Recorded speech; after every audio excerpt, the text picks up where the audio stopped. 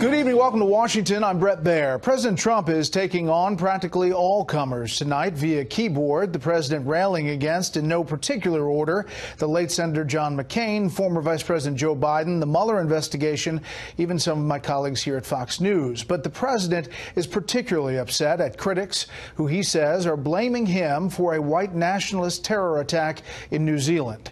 It is on that subject that we begin tonight with Chief White House Correspondent John Roberts, live on the North Lawn. Good evening, John. Brad, good evening to you. He really has been using Twitter as something of a Gatling gun lately. With almost 60 million followers, one presidential tweet goes an awful long way. And as you say, the president has been pretty prolific over the last few days. But there is one thing in particular that has his attention. President Trump was on defense today, lashing out against critics who suggested a connection between the president and the New Zealand killer, tweeting, quote, "The fake news media is working overtime to blame me for the horrible attack in New Zealand. They will have to work very hard to prove that one. So ridiculous."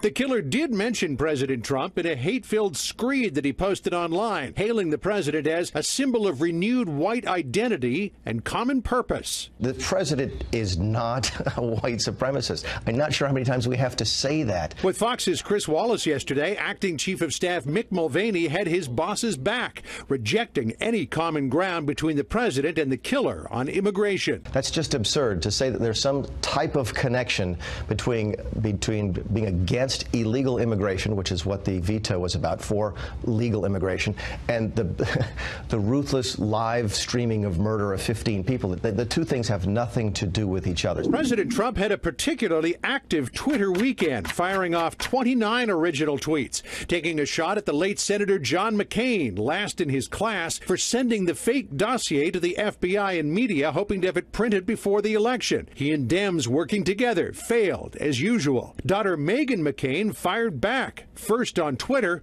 then this morning on ABC's The View. He spends his weekend obsessing over great men because he knows it, and I know it, and all of you know it. He will never be a great man. The president also took aim at General Motors over the Lordstown, Ohio plant closing, demanding CEO Mary Barra sell it or do something quickly. She blamed the UAW union.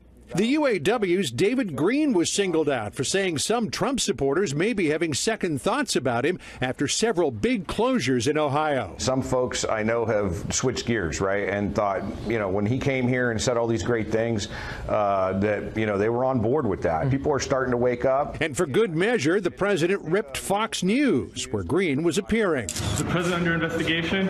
With the Mueller report expected any moment, President Trump today highlighted a USA Today poll that found 50% of Americans agree that Robert Mueller's investigation is a witch hunt. Very few think it's legit. We will soon find out, ? But there are new questions whether the report will end the Mueller investigation, particularly since Robert Mueller has asked to delay Rick Gates' sentencing while he continues to cooperate with the special counsel's office. Former U.S. Attorney Preet Bharara believes there may be more ahead. But I think people should view with some skepticism the notion that gets breathlessly reported every week that the Mueller investigation is coming to an end. You might expect other indictments, other work going forward. But Bharara did say that it also is possible that the special counsel's office could be shuttered if, like Michael Cohen, the investigations surrounding Rick Gates are handed off to other districts. Like the timing of the release of the Mueller report, no one on the outside really knows. Brett? John Roberts, live on the North Lawn. John, thanks. We live in a really